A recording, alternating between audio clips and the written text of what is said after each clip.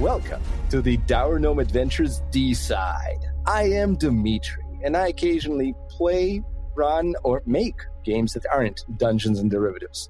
Today, the game is Fiasco, and the players are, this is where you tell them you're here of your own free will, Brian. Certain name here. Matt. I am the party pooper this evening. Ryan. Oh, and I am on the other side of the screen today as a player. And Mark. Hey, how's it going? So what we're going to be doing specifically is we will be playing Fiasco inside Tabletop Simulator on Steam. Woo. Fiasco does not have an official DLC for Tabletop Simulator, but there are user mods, and one of them has everything you need to play Fiasco, except the official rulebook. So if you enjoy what you hear from us tonight, you should head over to bullypulpitgames.com and get yourself a copy. We will be playing specifically the original classic Fiasco with dice and index cards on which we're going to have to write or type in our case. But I understand there's now a version with pre-made cards. So if you're coming at this from the board game side, that might be more your speed. Again, that's bullypulpitgames.com. And I'm going to start with definitions because one of my earliest gaming memories is a GM using the word fiasco incorrectly. Yeah? He used it to mean an equivalent of endeavor, enterprise, whereas the connotation is supposed to be one of failure. Specifically, something that is planned but goes horribly awry. Comedy of errors. Yeah. Like every single one of our sessions. Well, yes, but this one's this one's by design.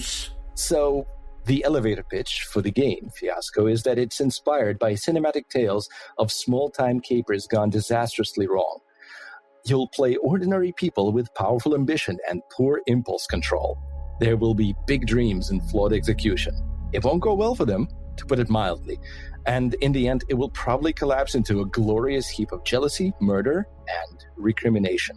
Lives and reputations will be lost, painful wisdom will be gained, and if you're really lucky, your guy just might end up back where he started.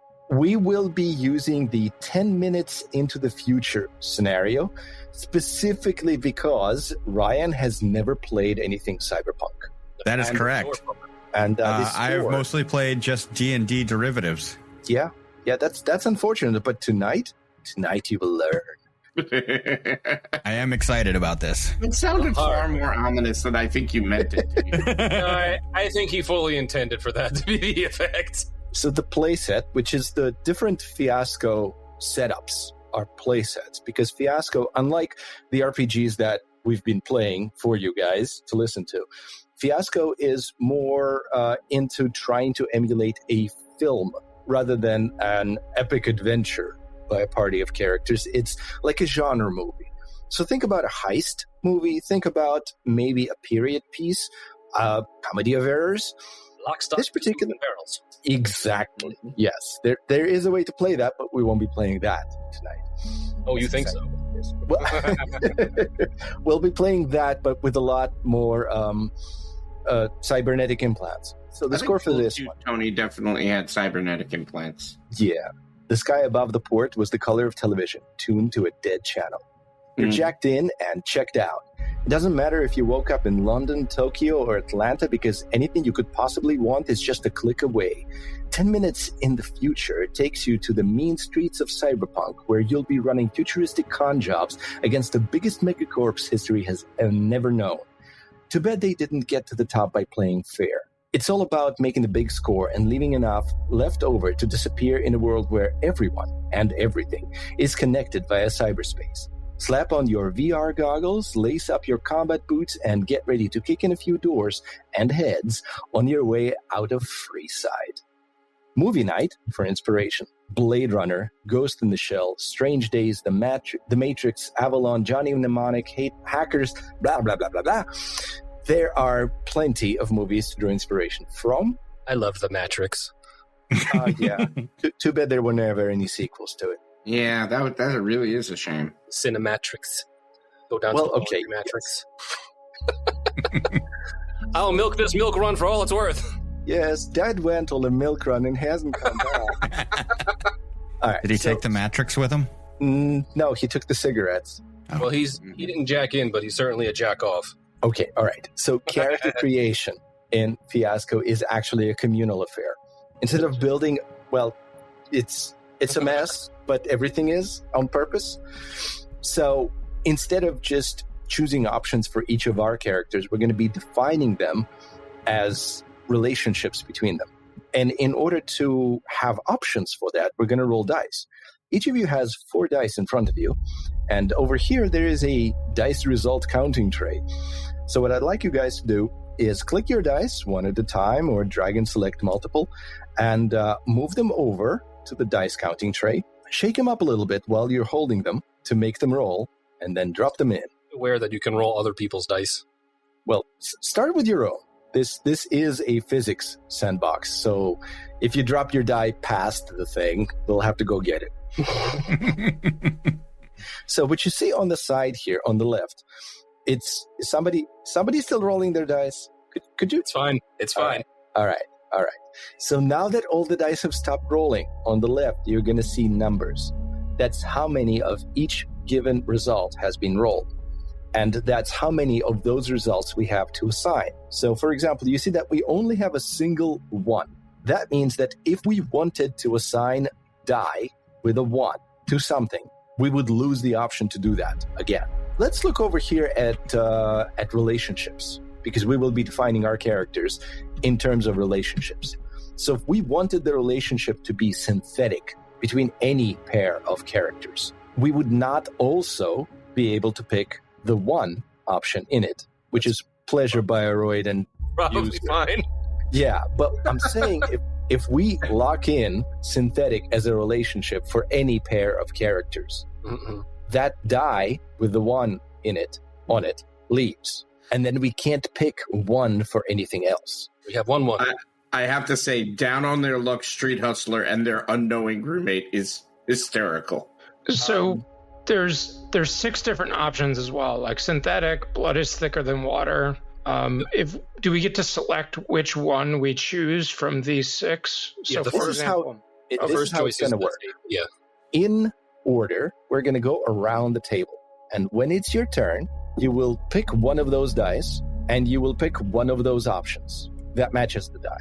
And you will place it somewhere on the table. So if you're defining a relationship, you'll pick a die, and you'll place it on top of the relationship. And it doesn't have to be one of your own.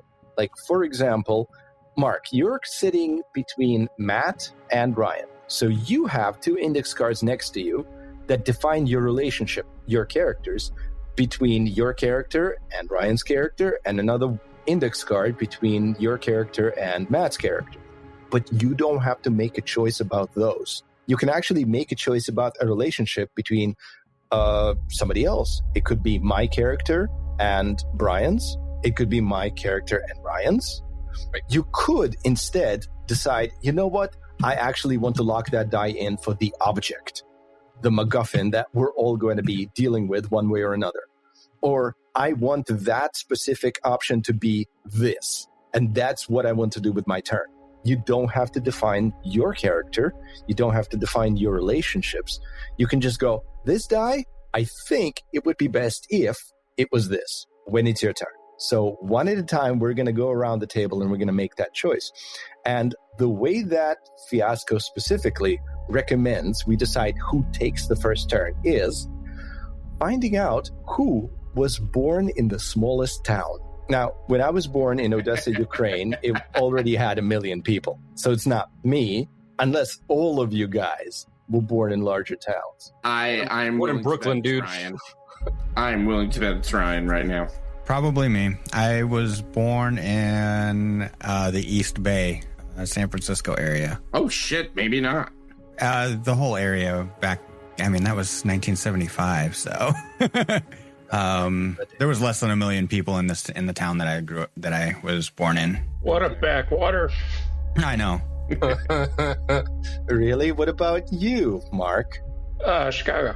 Wow. It actually, if we consider greater San Francisco area to include the place you were born, I actually was born in the smallest town, wasn't I? Sorry, dude. Wow. Got San Francisco, Chicago, and New York City. I mean, wow. I did not expect this. All right. So in order, one other thing I will mention. we're going to go through all 20 of these dice that we've rolled. And the last die is wild. So that could be your other one. Right.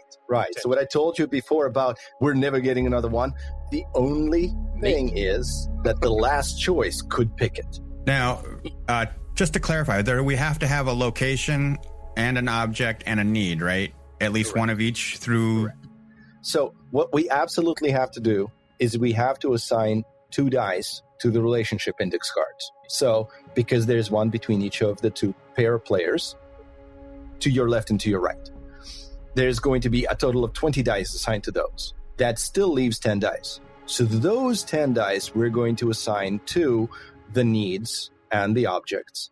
And if you actually look at the very last page of the playset, there's an Insta setup on it.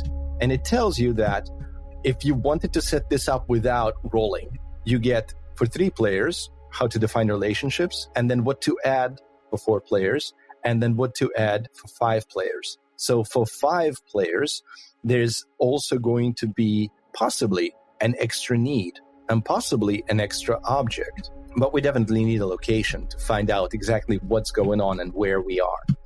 So if I wanted to define my relationship with Ryan, sure, you're to my left. I'm going to pick you. And I wanted to use up one of the dice we have plenty of. I think we have 4 as the highest, right? So 4 is nothing personal. It's just business. So what I'm going to do is I'm going to grab one of these 4s and I'm going to place it over there on that index card. Did that roll guy die again? I don't know. That shouldn't have happened. Well, there were a total of 6 of them, and now there are 5 of them, so... Yeah. But we lost that one, didn't we? No, the one is gone, yes, and there's now only 1, 2. Yeah, the numbers got flipped again. I don't know why. Okay, I apologize on behalf of the program. But I grabbed that 4 and I'm placing it there, and it is going to define the relationship between my character and Ryan's character as nothing personal, it's just business. And we're going to go around the table clockwise, and Brian, you are next. So pick a die. Do you know where it to go? You know what? I think you're going counterclockwise there, D. You know what? I'm left-right colorblind. What a fiasco. Yes, and it hasn't even started yet. Fiasco was the friends we made along the way. Okay, well, clearly, Ryan has just volunteered to go second. Go ahead. Oh, did I? Yes, you did. You told me to go clockwise, and you told me the way I'm going isn't clockwise. No, you said you were going clockwise, and I said you're going counterclockwise. Yes, Ladies, you're both pretty. Just don't. Okay. If you wanted control over our relationship, Ryan, all right, you would pick the second die for it. So we are locked into nothing personal, it's just business.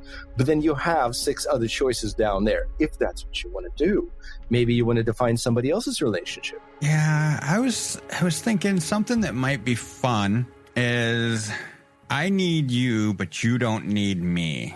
And before we go any further, here's what I'm going to do. I'm going to select all those dice and I'm going to press L, which should lock them. That means you shouldn't be able to move them altogether. So we won't move them onto the die. Yeah, I will do this. Okay. You tell me which number it is. All right. That is number 3. And I'm going to put that between Mark and myself. And then roll that. Nice. To type here. Yeah, well, I mean, the relationship gets further defined because right now what you did is set the table, and the full definition of your relationship will come on the second choice. Right. If nobody else defines your relationship by the time it's your turn again, you can assign the second die to it. But frequently, people will make choices for you, choices you don't necessarily. It's much more fun doing that. Right. So, Mark. I'll take the opportunity to do that. So I'm going to make Ryan and myself street orphan and sugar daddy. And which number is that? Nice. That's another 3. Nice. Love it. I get to pick which of the 2 I am, right? We'll define that later, right? You work that out between you guys, yeah. Basically, right now we're just assigning things, but as more things get assigned, the relationships themselves will emerge. Maybe it makes sense for you to be the sugar daddy right now, but then your other relationship actually makes it not make sense. So maybe flipping it will make it better. Depending on how all the dice get assigned, there might be all where they may. Yeah. But you've got your relationship defined. That's good. Of course, you being Ryan's business partner is also kind of questionable. What kind of business, huh? What kind of business? Okay, so you should type in the choice there, the street orphan and sugar daddy, under the top one. Sugar orphan. Is there a hotkey to rotate the table? Because I'm like upside down. I can't. You can hold the right mouse button and spin. That's it. Perfect. Thank you, Matt. I've been fantasizing about 4s and 6s because we've got 5 of each. It's true. So, I love that laugh. It's all fun. It's all fun and games between me and Ryan, and pardon me, and Brian. I'm going to grab a 6. It is all fun and games, and that is our relationship. Okay, awesome. Remember to type that in there. Because the dice is staying there right now, but we need to actually fill those index cards for when the dice move. Well, see, that's going to inform my choice because I was going to put something there, but Dimitri, I would like you to grab one of the 5s that we have and put it between you and I. Sure. And what does that mean? Love has an expiration date.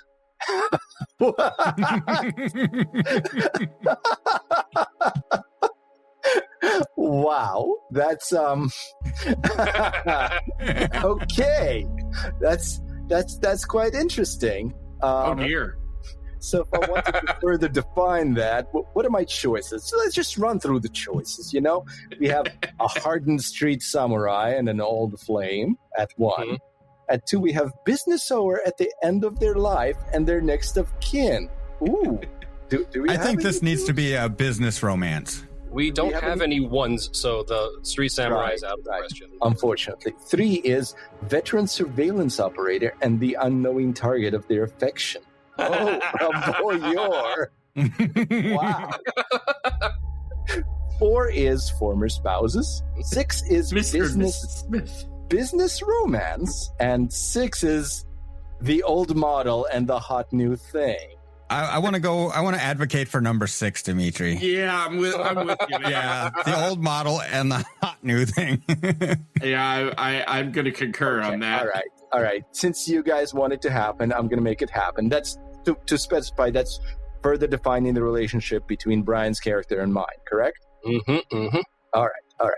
Since you guys are really into it, there we go. And Ryan, back to you. It's going to be. Love has an expiration date, and the old model and the hot new thing. Let's see. Matt and Mark don't have a relationship yet. We don't. I think we don't have a 1 anymore, do we? Yeah, unfortunately, the reroll made them go away. Yes. So if you wanted that, you wouldn't be able to define it further because only the last die would be wild. Yeah, let's go. Get lucky and it won't be defined.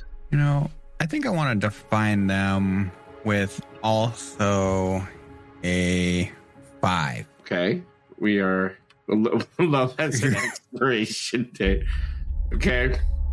Nice. So we have several attractions shaping up between the characters. Well, no. See, so the way I understand the old model and new model is we both had an attraction to the same person, and one of us was discarded.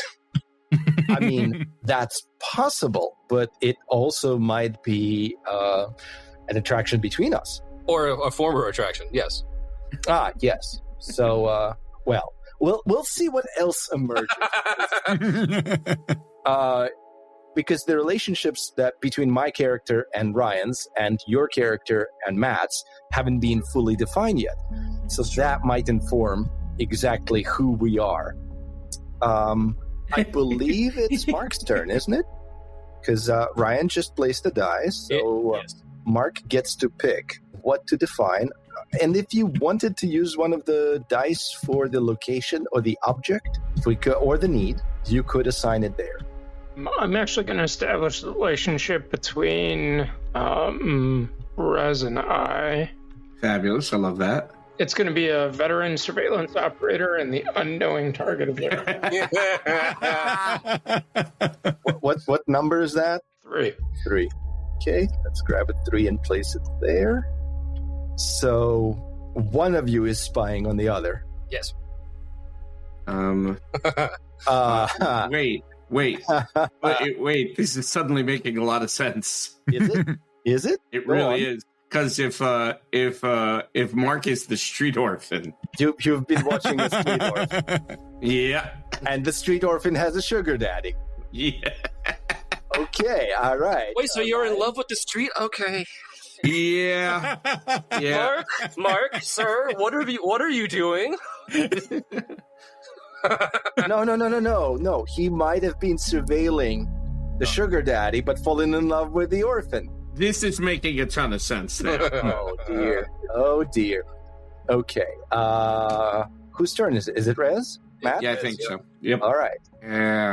What do we got left? There's a ton. I keep fantasizing about these 4s and 6s. I don't want to do that because that really. You know what? A location I would like to define as even God couldn't afford this place. Okay, all right, that is a 6. Yes. Now, just to be clear, for convenience, these cards are sitting between characters, but they don't have to be attached to any given pair of characters. If it starts making more sense for that location to be actually connected to somebody else, that's fine. It doesn't have to be specifically between any 2 characters. So, for convenience, I'll put it next to one of yours, Matt. Where would you like? Not a problem. Left or right? The right. No, never mind. I was on to my right. Yes, please. So here. To your right. Okay. Yeah. That's a 6. Don't roll off. All right. And so you're going to type it in as even God couldn't afford this place. Yeah, and I got it. Just for those of you who don't have the playset in front of you, the choices for this are the Tessier Ashpool Mansion at 1, which we don't have but could be wildcarded in. Sense/Net Corporate Headquarters, Sarif Industries Human Augmentation Building, Pleasure Submarine at the bottom of the Marianas Trench.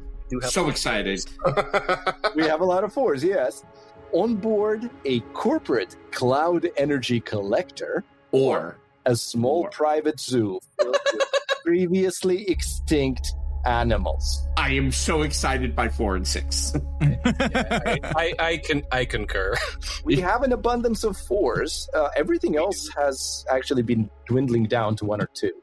My only issue with the Pleasure Submarine is it really, a part of why I didn't go Armstrong Spaceport is I felt like it really constrained where we were. Well, we'd have to then figure it out how it plays in, because it doesn't have to be the place where we are. It could be a place where we want to go. Okay, that's true. Or we could all live in a yellow submarine. And that is true. That is true. Maybe we all somehow made it onto a cruise to the Marianas Trench, and it's slightly more roomy than the ocean thing that went to Titanic. Yeah, slightly. Anyway, Brian, I believe it is your turn to assign one of those dice. It is. And I'm going to take one of the 2 6s that we have, and I'm going to use that to further define my relationship with Matt. Okay. All right. And what does that mean? So, being as how we had it's all fun and games, now we are criminals out of jail and ready to settle the score. Yes, nice. Yes, we are.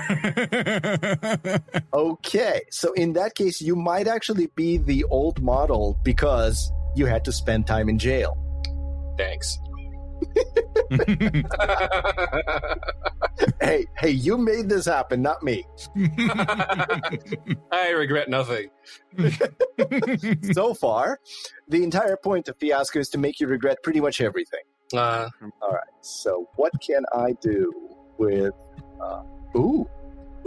objects? I see we have a lot of 4s, and a 4 under objects is a piece of me.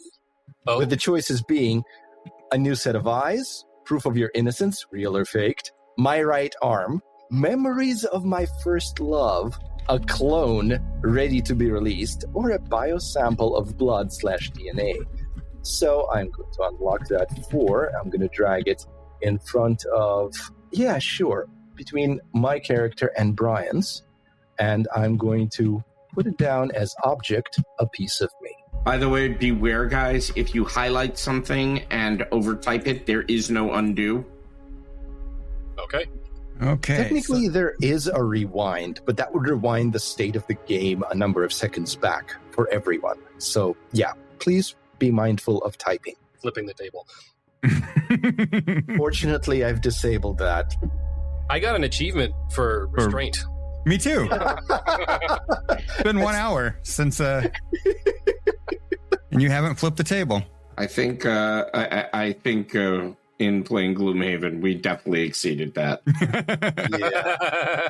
Well, in this case, restraint is me restraining you guys from flipping the table.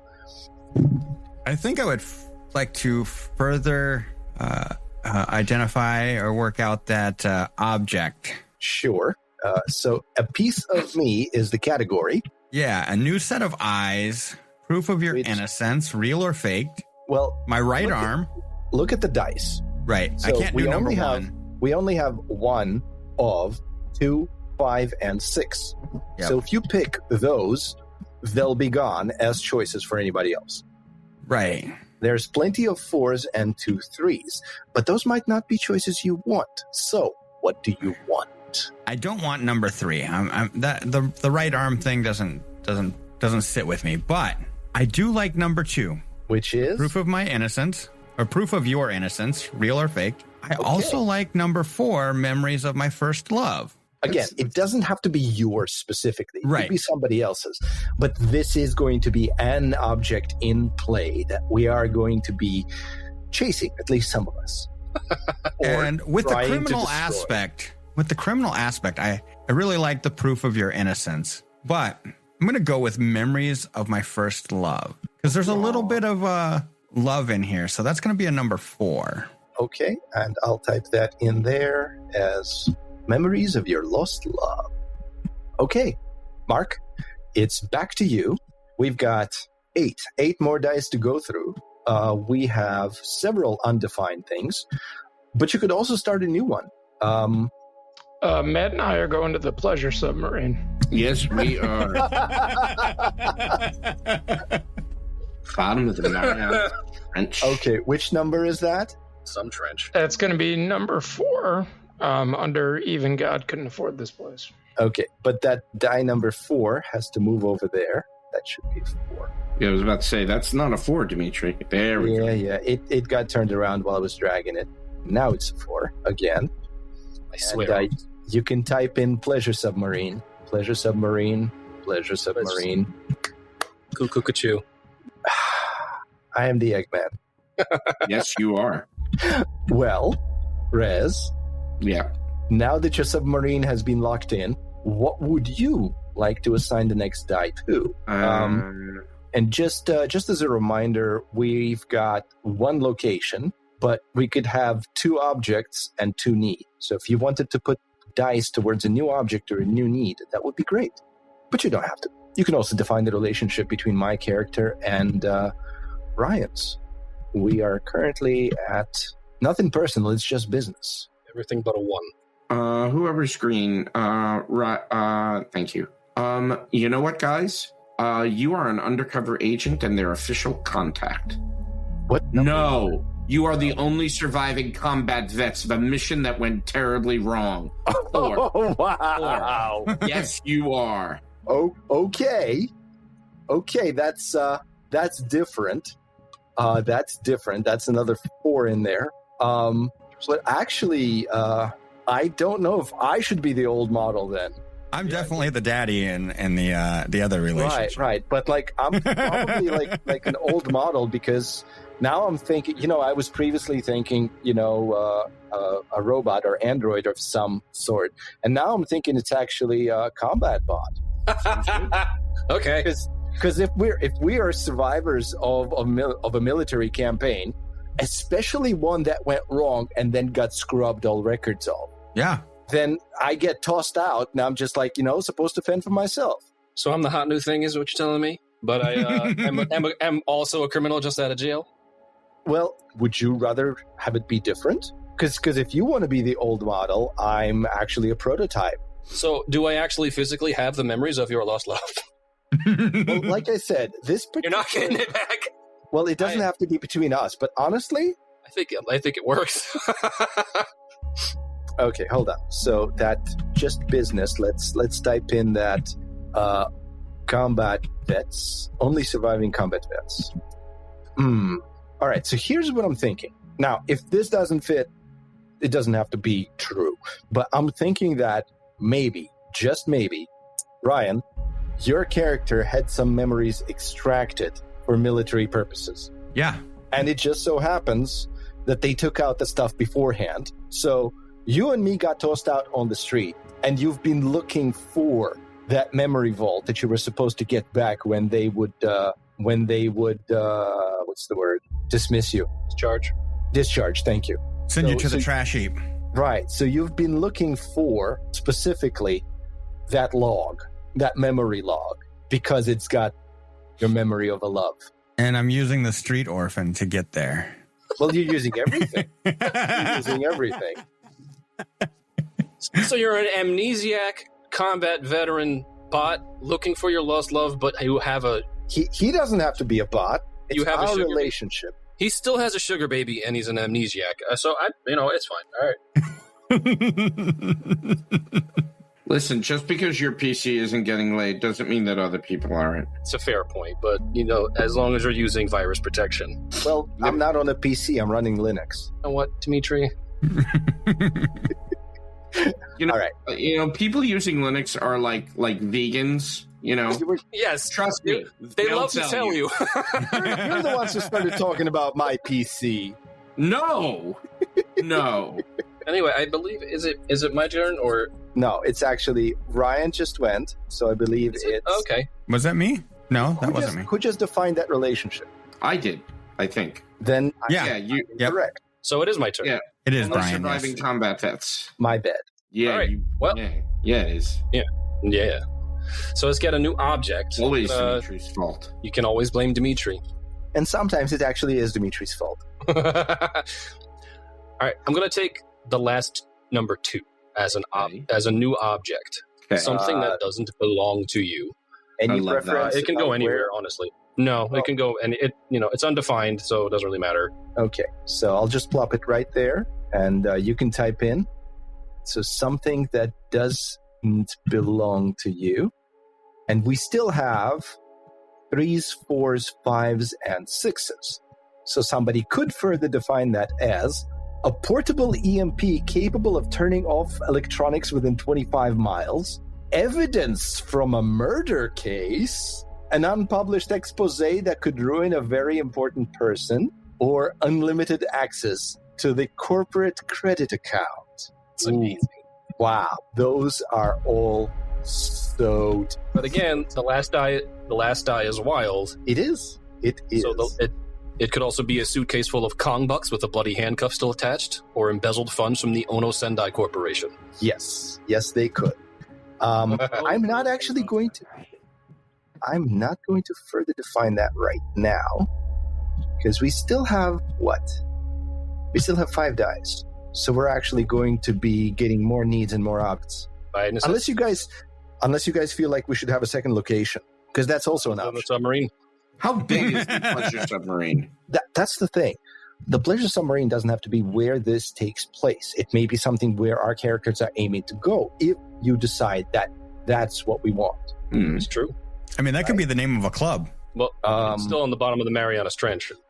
That's... and that could be a district in this town, a city. I don't think you can. I mean... Theoretically, if it makes better sense, sure. But I think I'm going to make it second location. Yeah? Okay. Yeah? No. Actually, yes. So we can start a submarine, or we could... No. we still have a 5. And a 5 is cyberspace. What is a cyberpunk story with no cyberspace? That's true. That's true. Okay. So I'm placing that location over there, and I'm typing in. Number 3 for cyberspace is amazing. Okay, and since I just placed that die, Brian, it is your turn to pick. You could still create a need if you felt like it, or you could further define. What do we have left that's not fully defined? An that object doesn't belong to you. and The cyberspace. Yeah. Mm-hmm. Gosh, I was sitting here ruminating, and this thought came to me. So I got this idea that maybe I was an android working with Dimitri's character, and our mission went horribly wrong. We got booted, we got wiped, but I started up a security company that's not doing so great. Mm-hmm. So moonlighting as a sugar daddy. I don't. Okay. Honestly, that sounds more like a coping mechanism. Right. Yeah, it's not really a business. It's Yeah. So the relationship over there being, I need you, you don't need me. That really does make sense as I'm spending money in order to try to remember. Mm-hmm. You don't even remember what you used to love. But maybe Dimitri's character has control of this portable EMP capable of turning off electronic devices within 25 miles. Well, this and maybe doesn't have to Dimitri isn't real happy with me. Oh, I see. Right? But okay. I see what you're going. Okay. Some of our memories have come back, and Dimitri's like, oh, he's got this security company. I don't like him. Uh-oh. He caused this to go bad. So I'm going to go with a portable EMP. Okay. So that's defining the thing that doesn't belong to you. Yes. right. Again, it doesn't necessarily have to be in our possession. It could be something we're chasing and trying to get. Right. Or it could be something, if we're going down your line of reasoning, could be something that has been installed into me. Right. And I was discharged without it properly being disabled. Or somebody could enable it again. Because the mission was such a disaster, we got scrapped without proper decommissioning.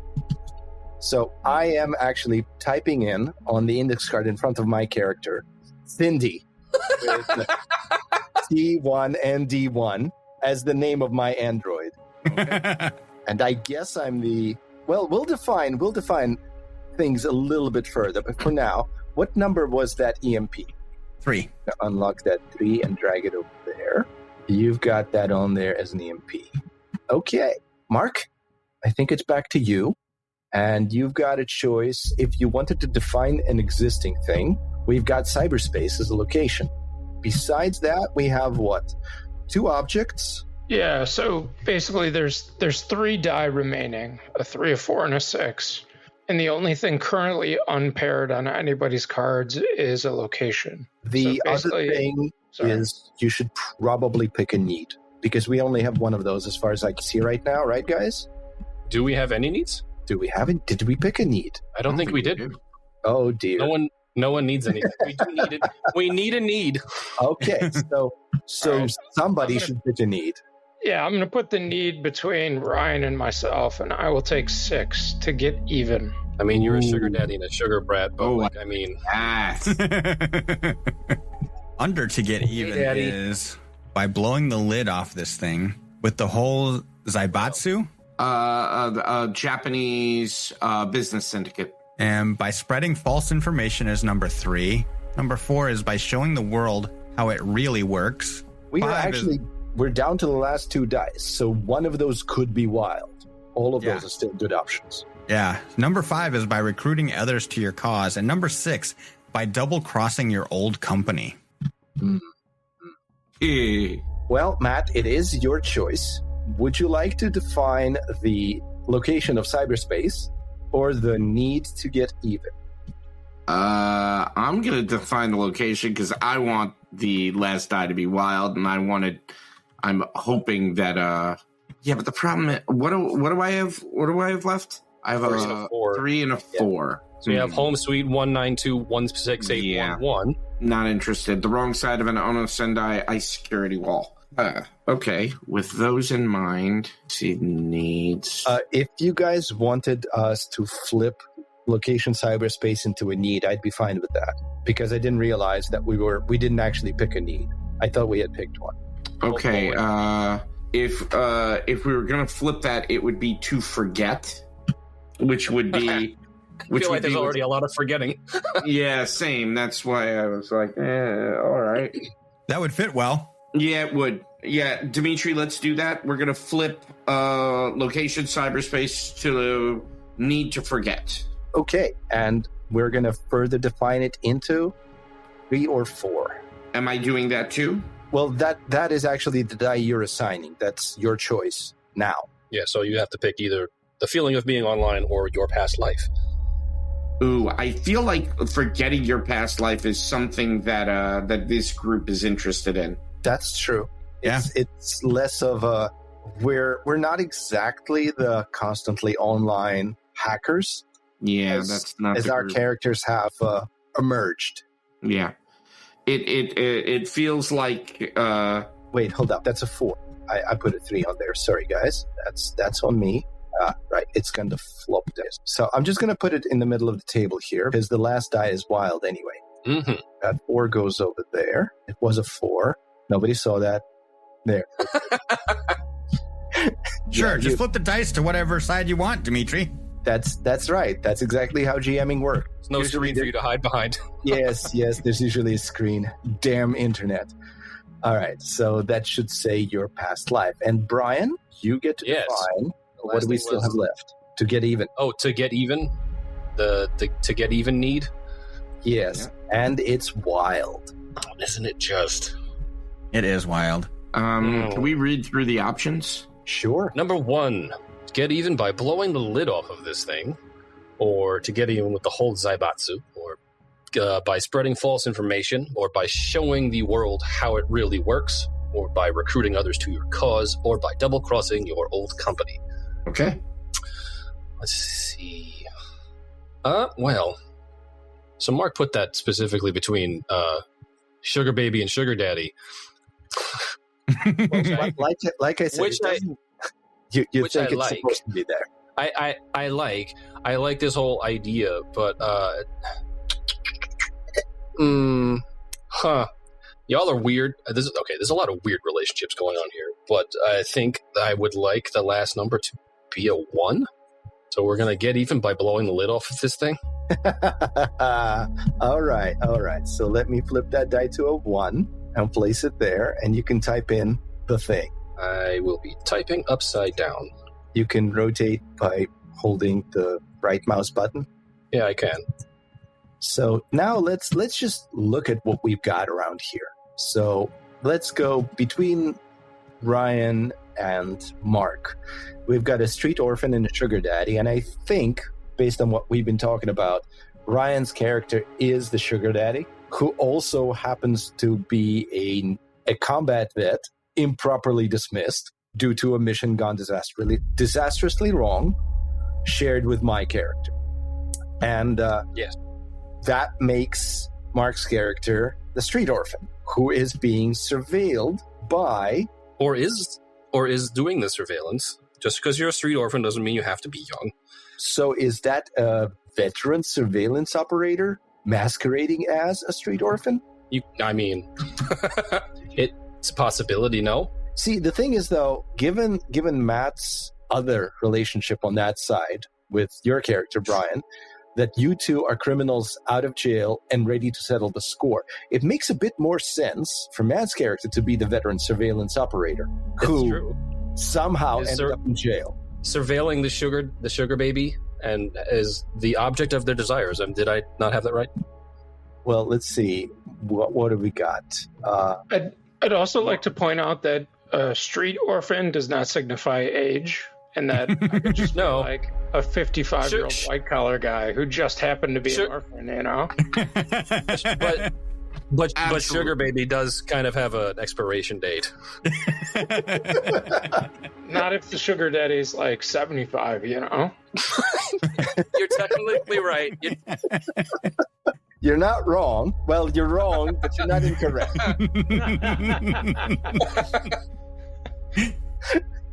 Okay. All right. So let's get your input, Matt and Brian. How is your criminals ready to settle the score? How is that in your mind? How is that working out? How are you seeing that? Like, what are your characters, and what exactly is the kind of crime that you guys have done in the past? No, but being as how I also have the relationship with you of old model, new model thing, and yeah.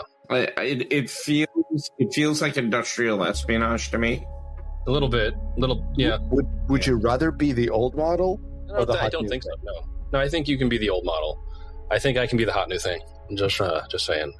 Okay, so then I'm probably upset over you replacing me. Mm-hmm. But I am also just out of jail. I don't think I did a long stint in jail. I think I just, got a little slap on the... Yeah. Oh, I've got it. You are a much newer and better combat droid. And the two of you ended up in jail because of a job you ran together, and you blame each other for the failure. How's that? No, because our relationship is all fun and games. I don't see how if we have that sort of blame relationship, it would be a fun and or gaming. Oh, it is all fun and games. That really is the relationship, 2/6s? Yeah, it's all fun and games. Criminals out of jail and ready to settle the score. We're just... It's all fun and games is the first 6. Yes. Criminals is maybe the fun and games was you guys were opposing on the same score, and you got busted and pointed the fingers at each other. No, hold on. I think we're reading this wrong.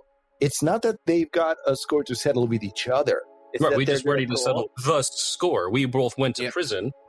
And now the two of you are going to get revenge on somebody else. Right. Okay, I was reading that wrong. Yeah. Maybe even you met in jail and you realized that the same person put you there. It's a possibility. And I mean, again, Matt was definitely right. It does feel like corporate espionage, especially if he's a veteran surveiller. Right, but how do you fit in there? That is a good question, Dimitri. What exactly? Very good question. Does the hot new thing mean? I think I'm a honey trap. That's how it feels. I feel like I'm a honey trap. All right, I feel like I'm going to end up on a list, but please elaborate. Do you really need me to? Well, like, what was it about specifically? Like, were you trying to get corporate secrets out of somebody, and that? Well, sweetheart, I don't ask those questions. No, you see, I'm asking those questions because I don't know how you operate and how you've been more successful than I have. Because you're the old model. How about this? So C1 ND1 is an older model. You can just pronounce that as Cindy. Okay? We've been over this. In the Army, we've been over this. Okay, buddy? You're just doing that to piss me off again. And I think that's it. Like, we might have a little bit of a rivalry there. Like, maybe I blame you for this thing going wrong. So I went to the new model to get something from you. Maybe that EMP thing. Did I do that? And somehow he got busted. So you were actually using them to get the thing for you. Yes. Whatever the thing is, because we do have multiple objects, right? Right. We have the EMP, have the memories of your lost love, and the EMP. I think this might be the EMP that. But if we went to jail for it, but we have to have stashed it, because if we got caught for it, they couldn't have found it. So it's something that they couldn't exactly prove enough of, so we didn't get a long stint in jail. Right. So in that case, maybe you actually got disappointed with my help trying to recover those memories. You got the new model involved, and they got busted trying to retrieve them. So the memories you still don't have, and now the EMP's in play as a, fuck it, I'm just going to wipe them. That's the nuclear option. I like that.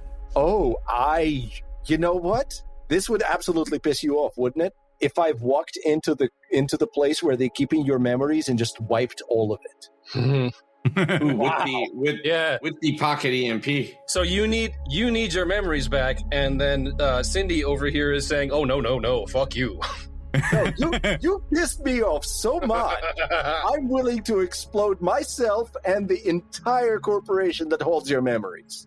in addition to whatever else collateral damage. Wow. Wow. This is taking place on a fucking submarine. Why is this such a good idea to you? Maybe we got to get to the submarine. The EMP, because it's one of those things in this kind of world that really could destroy everything, is now being stored at the bottom of the Marianas Trench under the Pleasure Submarine. No. That's where the data center is. So you're saying the Pleasure Cruise is a red herring? The Pleasure Cruise was communism. Close enough. No, communism was a red flag. Herring. No, under communism you didn't have herring. Communism is just a red herring. No, you had herring. You just couldn't get it pickled. Okay, Mark, any input? Did we say the data center was under the submarine? We were kind of talking about it. Here's my reasoning. Like, you would want to put a secure data center somewhere really out of the way, right? Well, it's not like everybody can just walk down to the bottom of the Marianas Trench, right? Submarines don't go down there well either. Well, yes, but it would be a fairly secure place. And then you get a pleasure cruise, and under the guise of the pleasure cruise, you actually get close enough to the facility. Yes, no? I like it. Yeah. All right. So it seems like what's missing is your guys' character names. Oh, no. I gave my character a name. Oh, Yes, you did?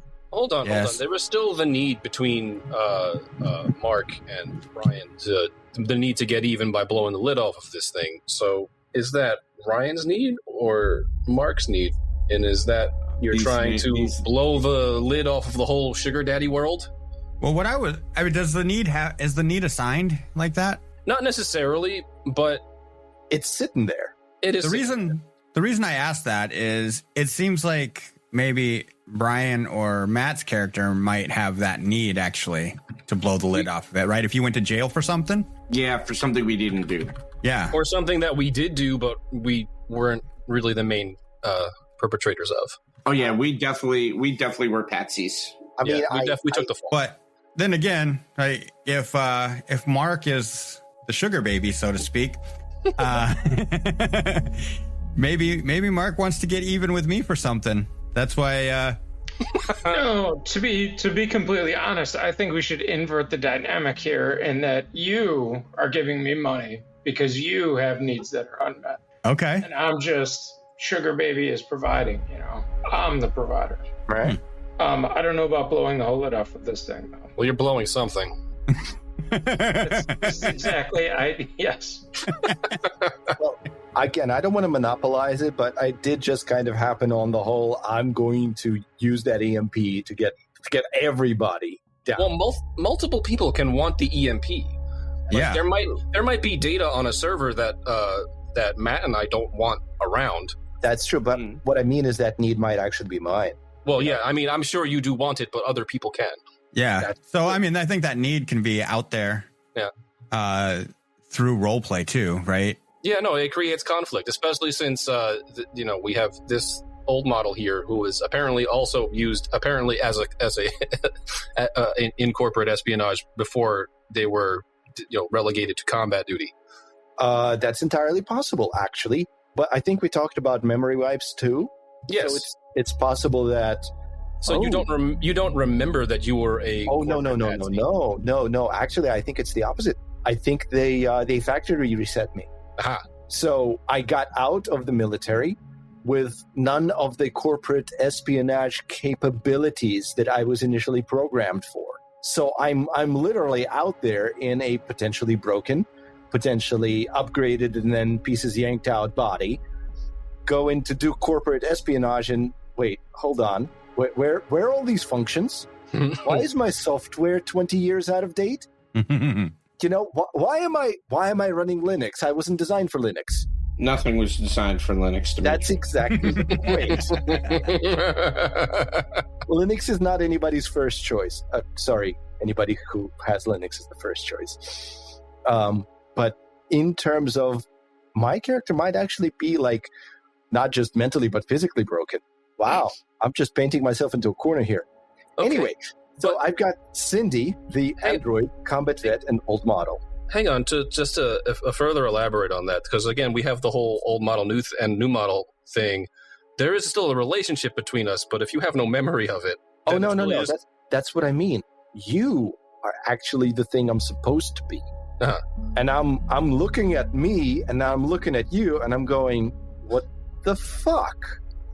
You're better than me, and you're doing my job. So what the fuck, bro? We went through combat together, and you're contracting somebody else? Well, yeah, but you're not good for that job. But what the fuck? I should be your first choice. So this is a very one-sided relationship, is what you're telling me? I mean, do you have any better suggestions for me? I do not. Then I guess I'm getting fucked, but not literally.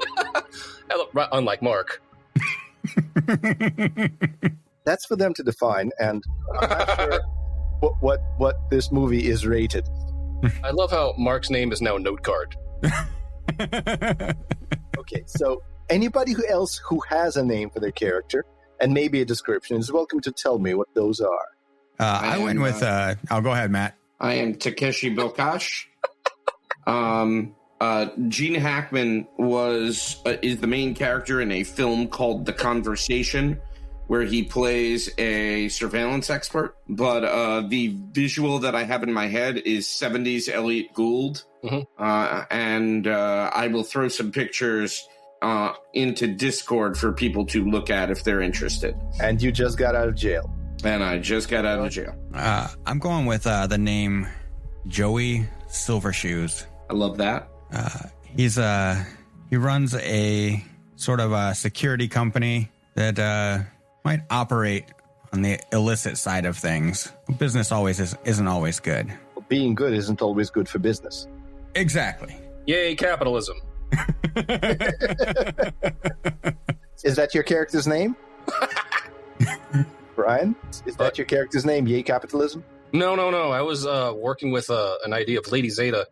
Again, being the honey trap corporal spy, being like a cybernetic, synthetic life form kind of thing. Not too sure of all of the details. Still workshopping in the head. That's perfectly fine. We will have the opportunity to elaborate on those. Has Mark progressed further than a single letter of the character name? It's Master Note Card. Hold on, I had a bunch of tabs open. I'm messing with the name, but I'm really just going like bland white guy. Like if Joey Silvershoes on one side is the sugar daddy, like John Whitesmith. And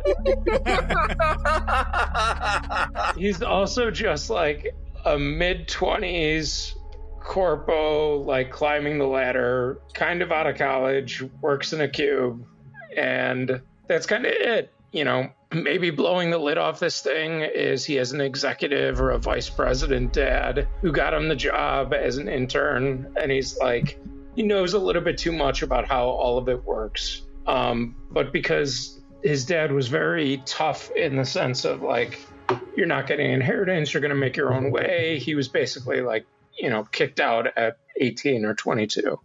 Are you getting like validation from your relationship with Joey Silvershoes? Like this is the father's approval you never got from your real father? No, it's more like getting rent. And like butter.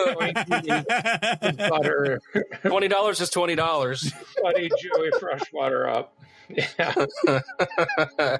All right. I just have this idea, maybe that John might have worked for me and got a little too much information. Like he's a little too good at getting in behind the scenes. And now this relationship is, I'm like paying him off.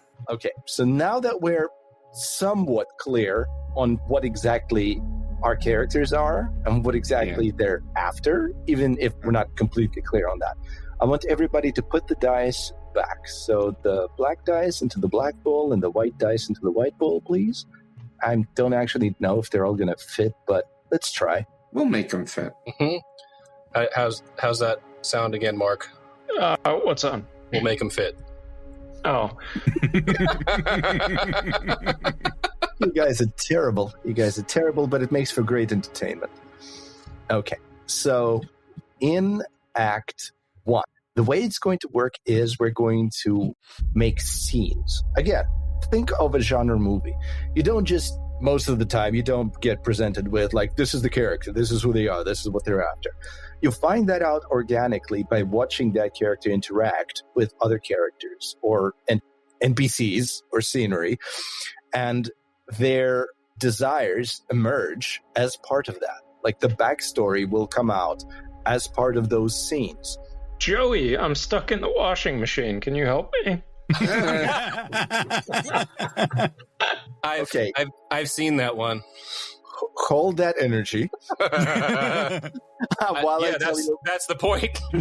Right. While I tell you about game mechanics. So you are going to get a choice when it's your turn to do a scene. You're going to get a choice whether you want to establish or resolve. And if you're establishing, basically you get to decide what the scene is. So if you decide that your scene is my character's stuck in the washing machine and calls out for sugar daddy, then that's the scene. You have established it. Now, how it plays out is going to be between you guys, obviously, because that's your characters having this scene. If it's your character and not one of us, somebody will have to step in and play. Like if you're walking into a gas station and you're talking to a clerk, one of us is going to be the clerk. You know, basic stuff like that. We always vote for Dimitri, though. Well, if you vote for me, then I have to honor your democratically elected choices. One of my favorite role-playing opportunities with Dimitri is Dimitri alternately playing the madam in the brothel in town and the boy that my character was dating.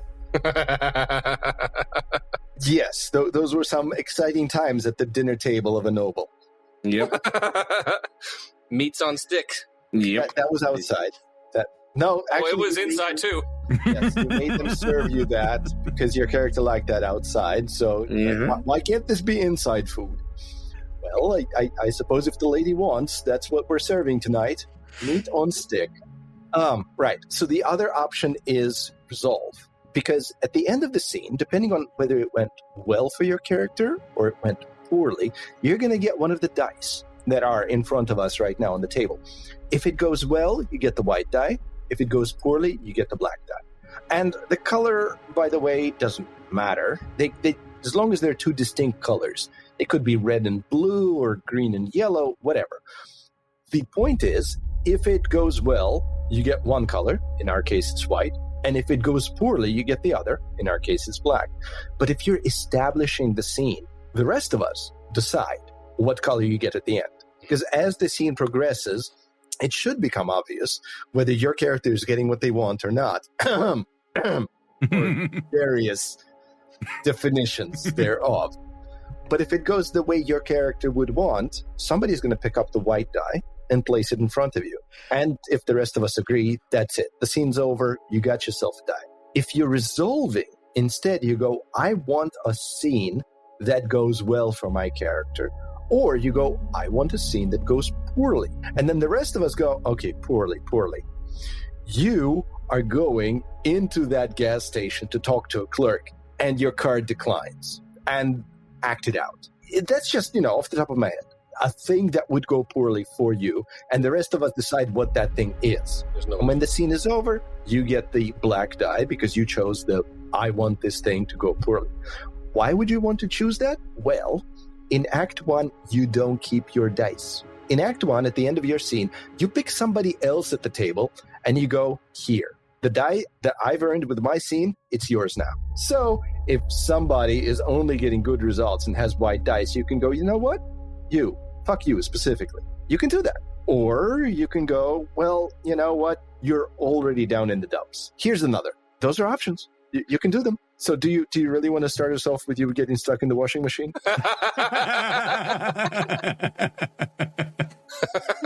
No? All right. No, I do not. Okay. So in that case, does any object if I start? Does anybody have any scenes in mind? Let's go with that. I actually do want to ask, Brian, did you pick your name because of Keanu Reeves in Cyberpunk 2077? Because no, I haven't seen it. It's very close. Is it really? To Johnny Silverhand, yeah. No shit. I've never seen the movie. I've heard of it. I didn't know that was a character. Video game. The game, yeah. Oh. I mean, they're talking about maybe making a movie, but who knows? Nope. That's awesome. Completely random. I'm absolutely picturing you as Johnny Silverhand, but like with silver shoes. Oh, he wears silver shoes.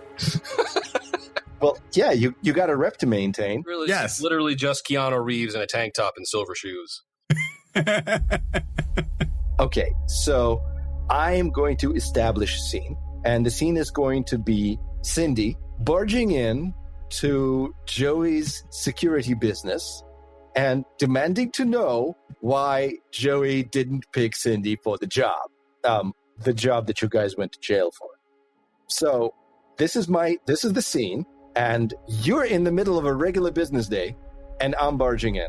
Have I decided on an appearance? So probably rather worn down, and they probably patched up the combat wear over time unevenly and not well. I probably do odd jobs in order to make ends meet. You know, still got to power on. I don't really have a place, more like a recharge pod. So I'm not exactly the kind of person you'd want standing in the middle of your business shouting at you. But I am. Joey! Joey, what the fuck, Joey? Cindy, shut up. Yes? Come back here. What? I'm walking with you and go, what the He just starts walking away towards his office. Yes, I'm walking behind you and go, what the fuck, Joey? Come on, we got to talk. And he just keeps walking. No, I'm walking behind you, and I'm like, Joe, don't turn your back on me, man. Walks to the door and he says, close the fucking door. Close the Joey. All right, I close the door. Joey, what the fuck? What's your problem, man? I'm literally made for this shit. And you go to an outsider? What the fuck, Joey? How do I hear about this from the grapevine? You got the whole squad killed. You fucked it up. Me? Yes, oh, it's you. Me now? It's not us, it's me? It's you. Just because I was there, you were the one calling the shots. Joey, that's a fucked up thing to say. You know, I don't have the memory of that. You know what? Fuck you. Goodbye. I turn around and I leave. So... Do you think my character got what I wanted in this? No. That's a black die? I think that you got a black die, Dimitri. Okay, and I got to give this die to somebody. So, Joey, go fuck yourself with this black die. Best bit of role-playing ever. Cindy, shut up. Okay. Did anybody else have any ideas for scenes for their characters? Oh, are we going clockwise? Yeah, doesn't it go clockwise, right? Do you want to go clockwise? Then yes, go ahead. Ryan, what scene would you like your character to play? It can be a flashback. Yes. Yeah. It doesn't have to be like further in. You might actually want to flashback to your conversation with them, one of them, or you might want to flashback to a certain washing machine incident. I think...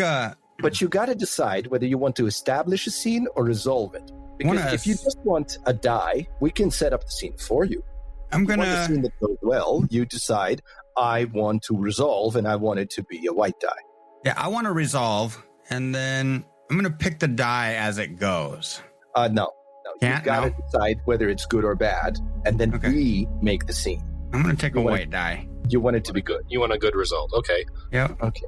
Does anybody have any idea for a scene for Joey that ends up going well? That doesn't involve a washing machine. I don't know. It could. Real quick, I just want to mention that jokes are great and all, but I very much do not want to RP anything romantic. Okay, to be clear, I'm not sure anybody at the table would like you to RP that, so let's just I just wanted to for avoidance of doubt. All right. Well, you get a say in this, you know. You also get to choose. If you're like, you know what, I don't want this scene to appear in this movie, that's perfectly fine, and we're going to make something else happen. But right now, we got to figure out a good scene for Joey, where Joey gets what he wants. Goes well for Joey, yeah. Well, Joey gets a security contract. He is so he's the head of a security company, yeah? Yeah, but maybe I've hired Matt's character does surveillance, right? I sure do. Actually, you know what? That could just be a regular thing. Yeah, a regular business between them. Like Joey's thinking back to when it was just this. As a matter of fact, it's entirely possible that Joey might have used the security company to vet potential hires for extra legal activities. So, Matt, would you like to have an interview with him? Sure, that sounds great. All right. So how would that look, Matt? What kind of contact would your character usually have? Would it be in person or would it be online? Would it be in a VR chat on the Matrix? I think it would be in a VR chat on the Matrix. Mm-hmm. But Takeshi, being just out of jail, does not have the bandwidth to do it in like color. So it's kind of like crappy black and white, kind of jerky a little bit. Oh, I meant like before the job that landed you in jail, you were just a regular contractor for his security company. I understand that. Oh, but you want to do it now after jail? Yeah, that was what I thought. I thought that was the idea. No, that's cool. I would like to find out what you guys talk about that ends up well for Joey. How about Ryan? How about the aftermath? Like you asked me to get you information about something. Yeah. So, Takashi, I have a job. Mm-hmm. Need some information. Okay. I'm listening. Person, place, thing. Something happened. Okay. Sent somebody to do a job. They ended up in jail, and the thing is gone. Okay. Her name is Zeta. Okay. Give me some more information. Sure. Do you have a picture and ID number or anything else? And I think Joey would have that, and he would send that over to you. Yeah, here. This is what I got. So it's in a VR chat. So it isn't like you're sending an email or anything. You're actually handing like a briefcase. Right. He essentially passes me like a briefcase or a folder that is a set of files. Right. And I don't think Joey knows that they were in jail together. Mm. So Joey's just like, yeah, she was imprisoned here. Interesting. And this is how much time she did. Got out. This was her last known address was on Bleecher Street. Mm. Last known address. Can you take care of that for me? I'll send you some. Is there anything specific you're looking for? Well, what's going on with Lady Zeta? And what did she do with my damn item? I can't tell you what the item is, but okay. That's a little sketchy. I'll do what I can. All right. I think the scene's over. Yeah. Feels like right? it. So it seems to have gone well for you. Does everybody agrees with that? Yeah, I got what I want. Right. But you have to give that die to somebody. Right. Because it's Act 1. Oh, thank you. There you go. Good job, Lady Zeta. I know. Good job getting caught. Mark, any idea what scene you would like to happen with your character involved? Or whether you'd like a die and have us set up the scene for you? I would like you guys to set up the scene for me. How do you want it to end, well or poorly? Poorly. Okay. So there's a black die, and we got to set up a scene that goes poorly for you. How about he gets kicked out of his apartment because he's late on rent? That works. Okay. All right. So somebody has to be the landlord. I vote for Dimitri.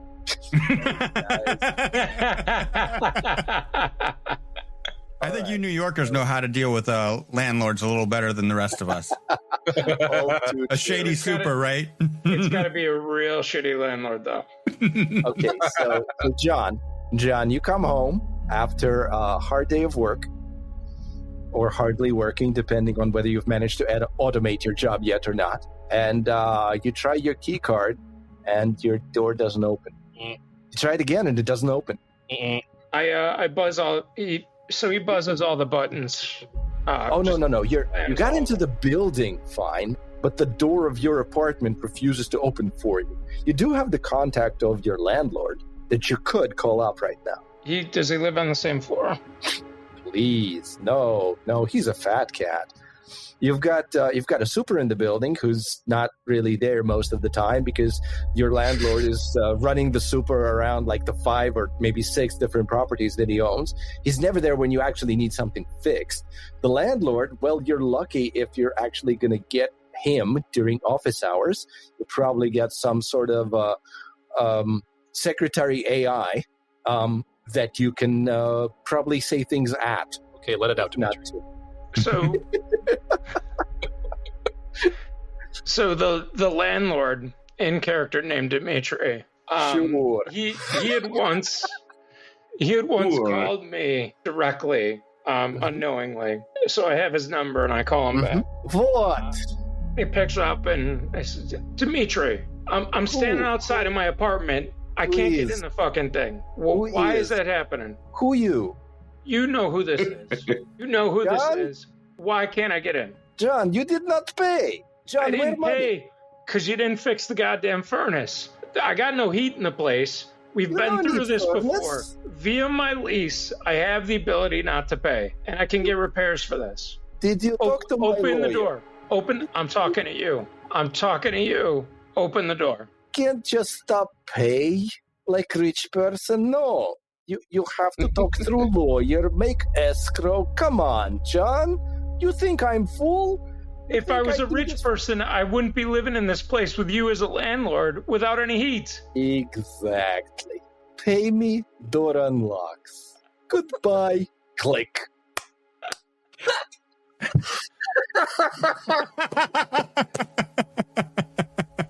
Pay door unlocks. That was so good. At the end, I was imagining John Malkovich being like, "Pay the man, pay this man his money." And everything's, digital, electronic, hooked into the matrix. So literally, you wire the money and the door will unlock. John refuses to. He takes it. Well, then John is going to spend the night somewhere else. But I think the scene is over. Right. And I think it went poorly for you. So you get the die, but you have to give it to somebody else. I will give it to Matt. And you? And Matt, you have a Yes. scene for your character. I am calling Lady Zeta. We're going to talk about the call that I just got. And I'm going to say that it goes well. You've just set up the scene. Oh, that's true. I apologize. Right? So we're going to play it out, and then the rest of us are going to decide whether it goes well for your character or not. Gotcha. Do-do-do-do-do. Ding, ding. Yes. Z? Mm-hmm. Wouldn't be anybody else.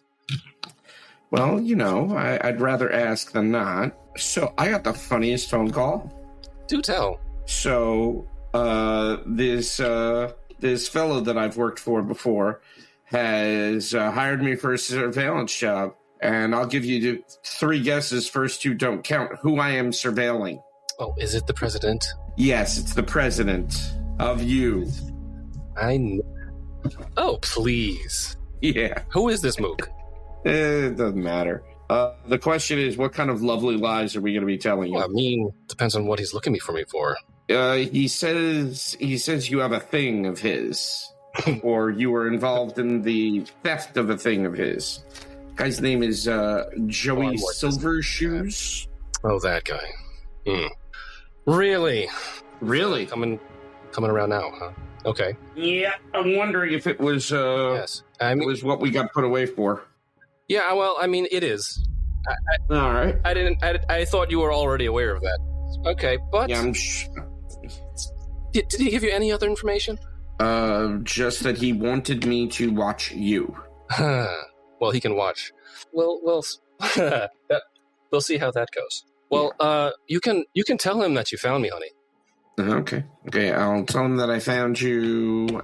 Can I tell him that you are newly released from unjust incarceration? Oh, well, yes. I think he's already very well aware of that, but you can definitely inform him of the fact. Understood. Okay, I'll make that happen. Okay. I dropped that die in the middle of the table because I think the scene is complete, and I think that Takeshi got what he wanted out of that. You guys agree? Yeah, I think so. All right, then that white die is yours, Matt. But you have to give it away to somebody. Okay, let's see. I'm going to give it to Cindy. Okay, thank you. Brian, it is your turn. You decide whether you want to set up the scene or whether you want to pick the die. I don't know a scene to set up, so I think I'd rather the resolution, and I would prefer a good resolution. Okay, so we're going to take a white die and put it in front of you. And we got to come up with a scene for your character that's a good resolution. You are brought in front of a judge, and obviously you're getting out because you got out of jail. Mm-hmm. But that's the scene, like you in front of the judge. Does anybody have a different suggestion? No, I love that. Okay. I dread asking, but does anybody want to be the judge, or are we nominating me again? I'll be the judge. Okay. All right. So in that case, does anybody want to be your lawyer? Okay, I'm the lawyer. I'm actually an overworked pro bono public defender. Okay, Your Honor. Next on the docket, we have a case of Lady Zeta. Is that right? Zeta. Oh, Zeta. Lady Zeta. I move to strike charges from...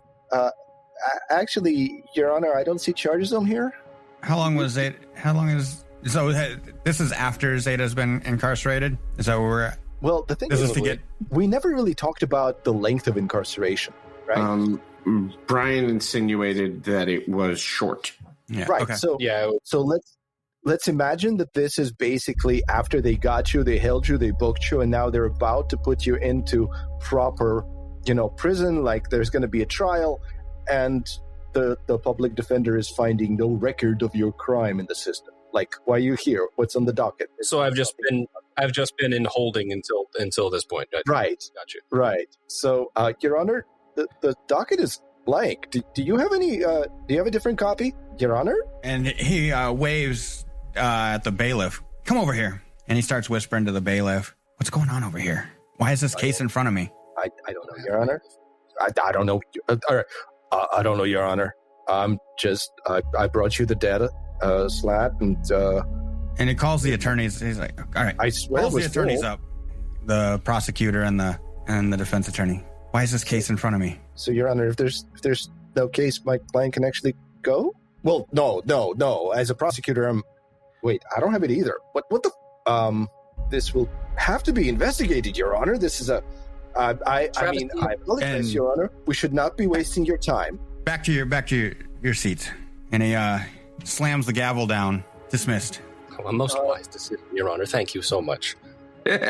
Congratulations. And he just stares daggers at you like. Congratulations. This usually never happens, your public defender says. And then he's like, out.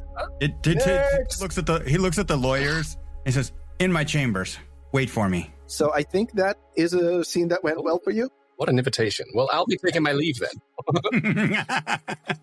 Yep. Okay. You still have to give away the die. I do have to give away the die. I'm going to give this nice little white die to our favorite little sugar baby.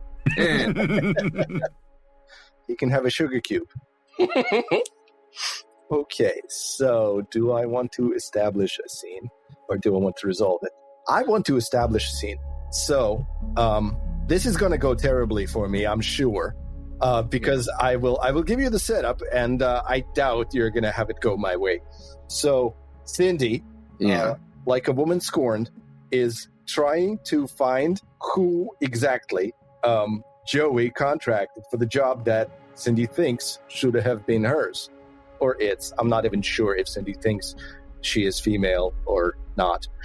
But the point is that somebody did the thing that Cindy should have been asked by Joey to do. So what does she do? She goes to a surveillance expert. So, Takeshi, you get a VR call. Click. Hello. Is this Takeshi? I'm sorry. Is that your? Depends. Is that your business? My ex-wife? No. Then yes, it is. Is this somebody representing my ex-wife? Also, no. Okay, good. I'm looking for some information. Yeah. Specifically information regarding one Joey Silvershoes. Yeah. Yes. It's come to my attention that Joey Silvershoes has contracted somebody for a data gathering mission. And I would like to know who that was. Okay. Well, my rates are 85 Kong bucks per hour with a minimum of 3 hours. I see. I will definitely have your payment. How much do you require as a down payment to start? Let's call it half. So half that original layout, it's going to be carry the 120 Kong bucks. I'm going to get back to you on this one. Okay. Thanks. No problem. Bye. Did I mention I'm broke? I'm going to say that went poorly. Yeah. There's a black die for you, Cindy. Yeah, there you go. Thanks. And of course, the black die goes to the object of my loathing, Lady Zeta. Even though I still don't know you. You don't know that you loathe me, but yo, honey, you do. Yes. I just don't know it's you yet.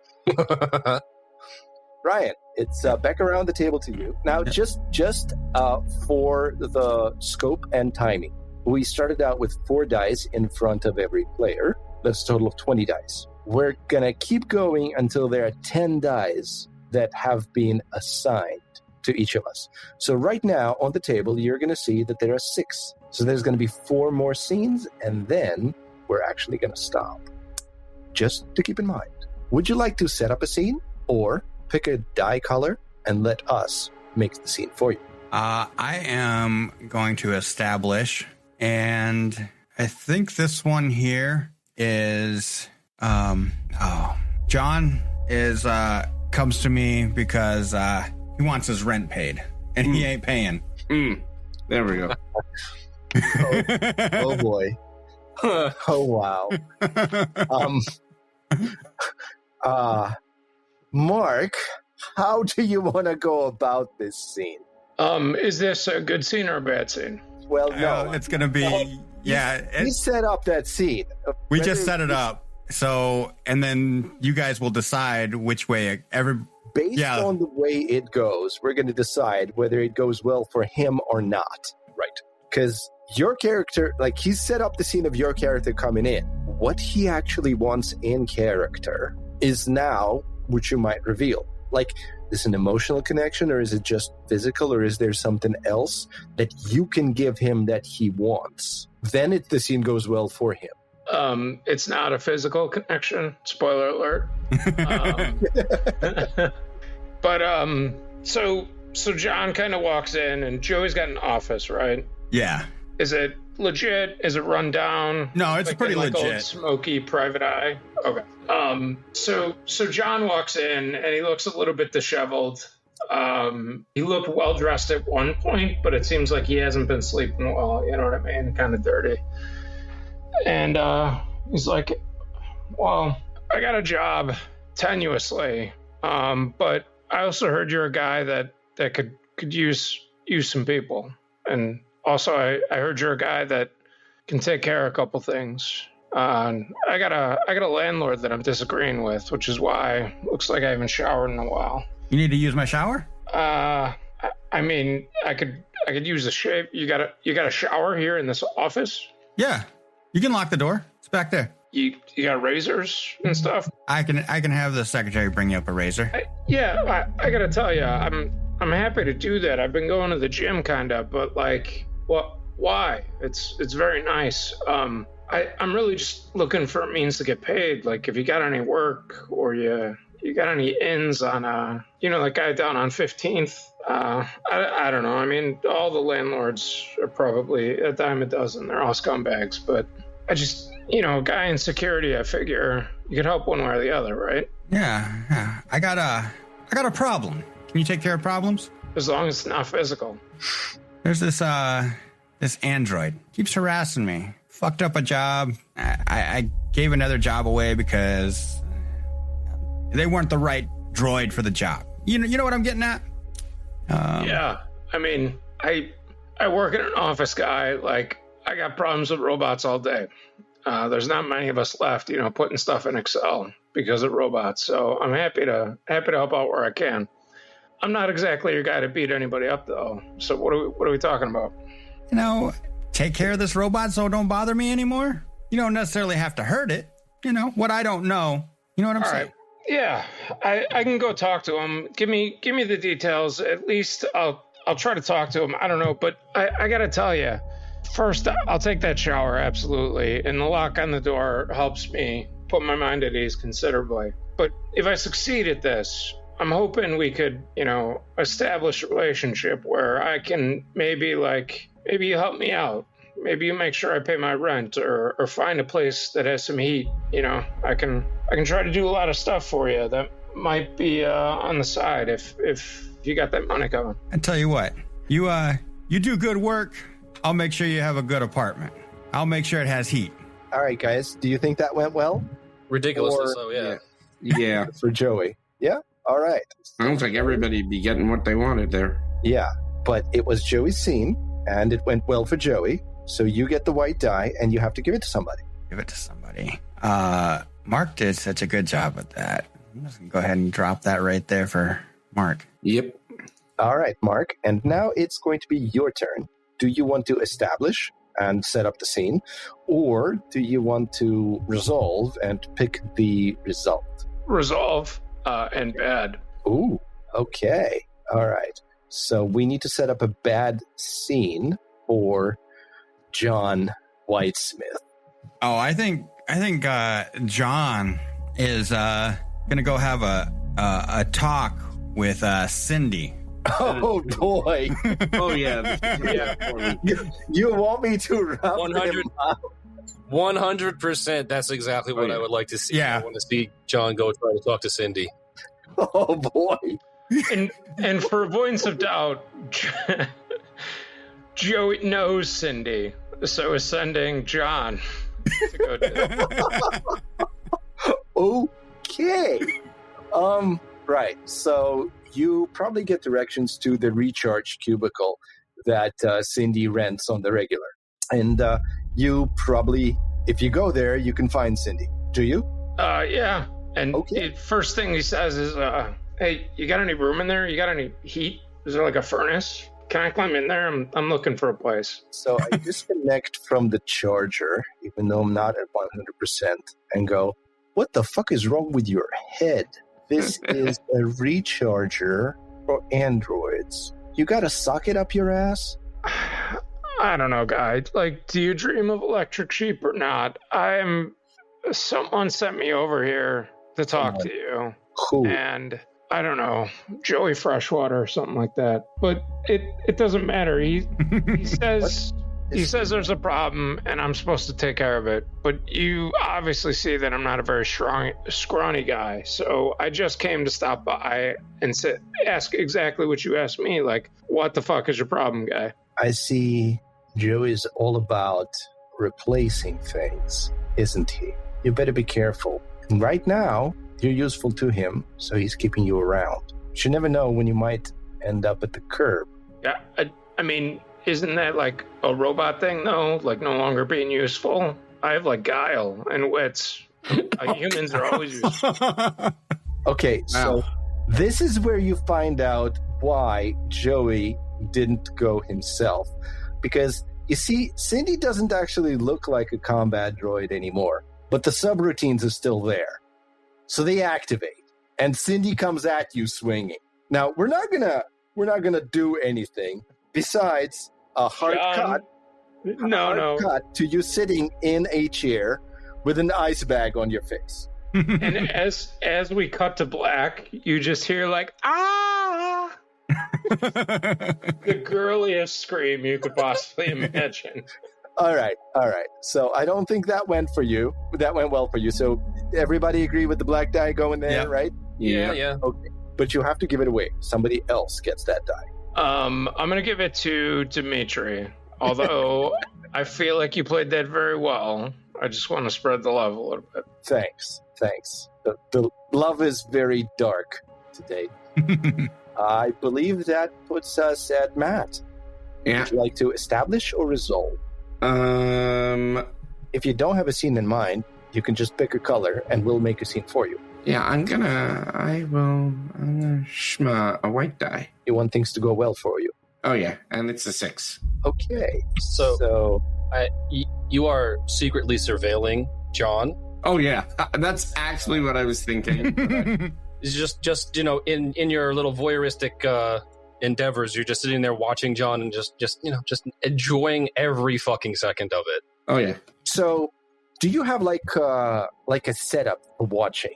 Like you're not actually doing it physically. Are you a hacker? Yeah, I have hacked it. I have access to local surveillance cameras. All right. So I'm able to just kind of flip between them. So you're sitting there in your secure location, connected through 7 or more proxies, connected to whatever cameras or audio equipment, because these days everything could be out there on the street, and you're just sitting there and you're watching.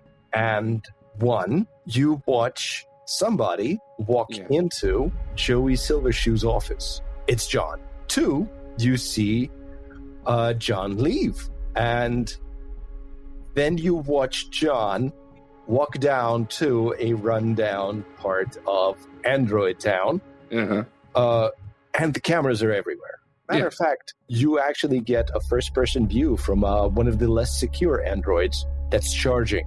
Oh, yeah. So you actually see Cindy just like flip into combat mode and punch John, and then shut down. I'm gonna surreptitiously. How bad does John look? Is John unconscious? John gets back up.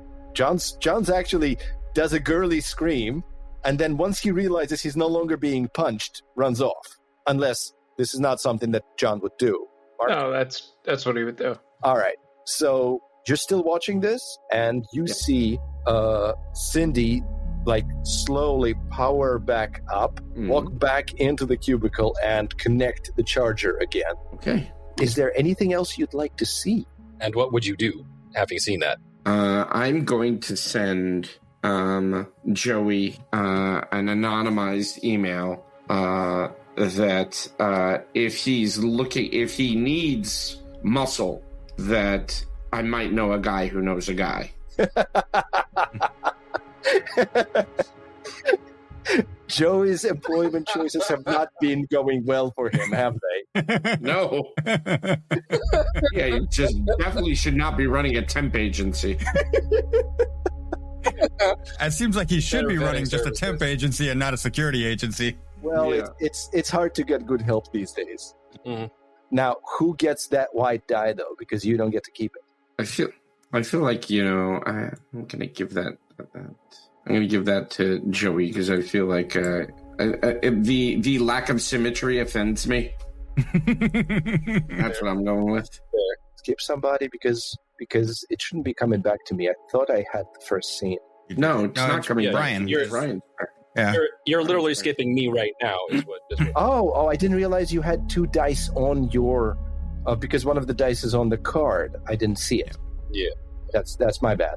You're going to put 2 of them on the card, so I don't see both of them. Great. That's your fault, Dimitri. It is. It absolutely is on me. So would you like to establish a scene, or do you just want to resolve? I think I would just like a resolution, and I want a bad resolution, please. Okay, so... I got one. You got one? Go ahead. I got Cindy is finding out who has... Oh, boy. who has taken your work, and Lady Zeta has come across your info. Okay, so we're talking about specifically the piece of me, the memories of your lost love. Yeah. That Lady Zeta was supposed to retrieve and then got pinched for. Yep. Right? Yep. So if if Cindy found out that Lady Zeta was sent for it, but doesn't know anything else about it because Cindy still hasn't paid for the info. You're not the only one who's broke, Mark. I love the fact that we are no closer to the EMP or the... Right. Yeah, we're just going in circles here. Yeah. We're having too much fun having fun. Mm-hmm. Okay, but you're coming knocking on my doors is what I'm getting. I guess, but like, how would I find out? All right, so I'm gonna ask you, Matt, if you're okay with actually getting paid and giving away Lady Zeta's location. I'm gonna say, like, you left the conversation and something there, like with your conversation with Takeshi about surveilling, and you realize there was either Zeta was there, like walking away, or I guess you called, right? So maybe there was something, you got a glimpse of their call as you were calling in. Takeshi had already had a chat with Lady Zeta, so there is a digital footprint that you maybe... Yeah, that's what I'm saying. Oh, yeah, that's where I was trying to go. So chances are Takeshi uses like the same matrix environment for all the contacts. Yeah, that makes sense. So because I'm supposed to also be an infiltrator droid, right? Yeah. I wouldn't be a good infiltrator whether you know droid. it or not. Well, yes. Now, they reset me to factory settings. It's just none of all my hardware's out of date. All my software's out of date. I have to use like off-the-shelf stuff. It's open source. It's got... Like, I have to That's click your on dreams. a thing. I have to click on a thing every 15 seconds. Otherwise, that's why I powered down after punching. What's his name?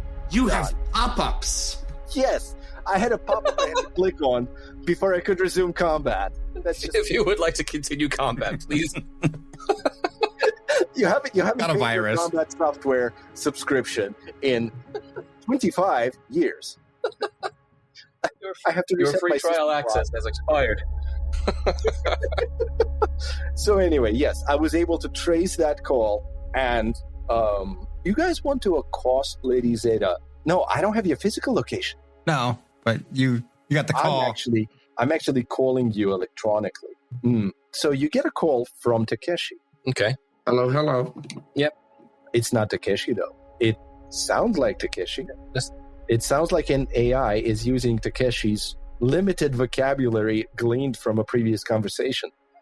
Hello, Lady Zeta. Where are you currently located? Who is this? This is somebody whose job you took. Do you even know? I'm afraid to have to be more specific here. Do you? Are you working for Joey Silver Shoes? I despise that guy. All right, darling, let's cut the crap. Takeshi is out of the picture and Cindy is there. Oh. What were you looking for Joey? You still have no idea who I am because I don't think we've ever met. No, I don't think we have. I don't see how that's any of your concern, though. He should have asked me. It should have been me. I should have been his first choice. Oh, please. Why did he ask you? What can you do that I can't? I'm sure that there's a multitudes that I can do that you can't, hun. You don't seem rather capable. Did you? I find what? What are you even talking about? You know what he had you find? Do you even know what you were looking for? The memory. Did you find his memory? Sorry, I must have forgotten. You're cute. I would like to wipe that smirk off of your digital face. I'm afraid you'll have to get in line, hun. Well, that definitely did the thing that you wanted it to be true. I don't know if Lady Zeta got anything out of that scene. That was. I don't think it went. Don't think it went well for her either. I don't. Yeah. All right, if you guys are okay with that black die, I'm okay with that black die too. But you can't keep it. You got to give it to somebody. Thank you. All right. Everybody has spreading the wealth evenly. At this point, we have gotten 10 dice in front of us, and we have gotten 10 dice left. So now that we are, let's see, when only half the dice remain in the central pile, Act 1 ends. Okay. The game is just about half over. If you've got a solid setup and have pushed hard by this point, you have a hell of a mess well underway. And we barely have a setup. Yeah. So it's a mess. We definitely have a mess. Yeah. We are nowhere near the EMP, the submarine. where none of us actually chose to do any scenes with the needs or objects or anything like that. Like tangentially touched on like the memory. Nobody's actually mentioned to forget your past life. To get even, I don't think anybody but my character has actually touched any of those. I think it's a natural progression to lose your apartment and end up on a pleasure barge in the Marianas Trench. It's Tuesday around here. So we are now at the tilt. At the end of Act 1, roll the dice in front of you. Okay, I hope you guys had fun tonight. Yeah, it was a good time. Fiasco. Okay, but for now, we'll come back with the tilt next time. Yeah. Get out of my digital house.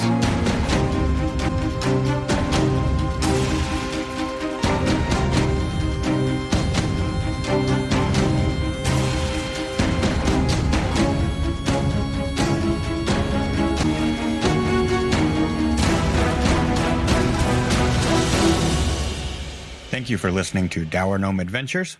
If you enjoyed our show, check out our website, dourgnomeproductions.com, for links to our social media and Discord community. Also, don't forget to leave us a review on your podcast app of choice and share us with your friends who might enjoy our show. New episodes drop every Monday. Music and sound effects for this podcast by Michael Ghelfi Studios, Flip Melvin, and Kevin MacLeod. Dour Gnome Adventures is the property of Dour Gnome Productions.